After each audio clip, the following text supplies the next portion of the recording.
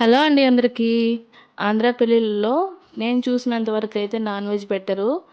ఎక్కువ percent Konaseema side నేను చూసిందైతే పనసకాయ బిర్యానీ పెడతారు. ఇది నాన్ వెజ్‌కి ఏమాత్రం తీసిపోదు. అందులోని ఈ వేసవికాలం ఎక్కువగా దొరుకుతుందని చెప్పేసి మేము ఒక పనసకాయ మీడియం సైజు తెచ్చుకున్నాము మార్కెట్ నుంచి. మ్యాక్సిమం ఎక్కువ మంది బయటనే కొట్టించుకొచ్చుకుంటారు ముక్కలు. కాకపోతే మా అమ్మ అయితే శనివారం తీసుకొనొచ్చారు.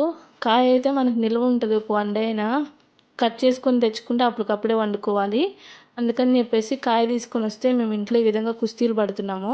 ఫస్ట్ అయితే చేతులకి, ఇంకా మనం కట్ చేసే చాక్‌కి నీట్‌గా నూనె రాసేసుకొని, ఎందుకంటే అది జిగురు ఎక్కువ ఉంటది. మన చేతులకి అట్లా అంటిందంటే పోదు.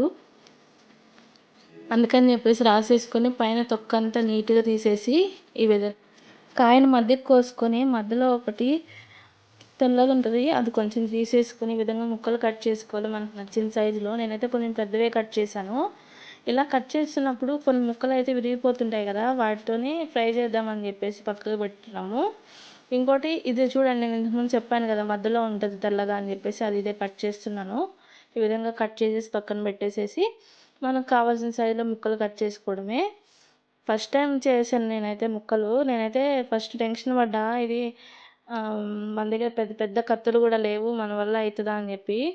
సరే స్టార్ట్ చేస్తే తెలుస్తుంది కదా అని చెప్పేసి మొదలు పెట్టేశాము ఆలస్యం చేయకోకుండా. మంచిగా వచ్చేసాయి ముక్కలు అయితే.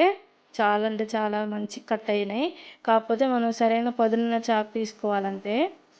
చిన్నదైనా పర్లేదు, మనకి ముక్కలు కట్ చేసుకోవడానికి వస్తుంది. పెద్ద పెద్ద ఏం అవసరం లేదు, కాకపోతే మంచి పదును ఉండాలి. చూడండి ఎంత బాగా కట్ అయిపోతుందో. ఈ మాత్రం సైజు ఉండాలి, లేకపోతే చిదురు చిదురు అయిపోతుంది మనకి. నేను ఈ విధంగా అన్నీ కట్ చేసేసుకొని మళ్ళీ తర్వాత ఏర్పంచుకున్నాను. దీంట్లో మనకి గట్టి ముక్కలు ఒక సైడు, అవి చూడండి అటు సైడ్ వేసేస్తున్నాను. అవి వచ్చేసి ఫ్రైకి, అవి తర్వాత మళ్ళీ సన్న సన్న ముక్కలు కోస్తాను. అయితే ఇవన్నీ ముక్కలు కోసిన తర్వాత కొంచెం పసుపు వేసేసి పెడితే మనకి కాయ అనేది నల్లగా అవ్వకుండా ఉంటుంది, లేదంటే నల్లగా అయిపోతుంది. అందుకని చెప్పేసి మంచి ముక్కలన్నిటికీ పసుపు వేసి పెట్టాను అనమాట. చూడండి ఎంత బాగున్నాయో. అదిగోండి, ఆల్రెడీ పసుపు వేసి పెట్టాను. ఇప్పుడు కోసిన వాటిపైకి మళ్ళీ కొంచెం పసుపు వేసి కలుపుతున్నాను అనమాట.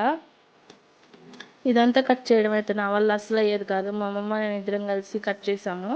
సో తొందరగా అయిపోయింది, నాకైతే అంత టెన్షన్ అనిపించలేదు. ఇది ఒక కాయ మాకు 100 రూపీస్ పడింది ఇక్కడ, మీడియం సైజ్ది.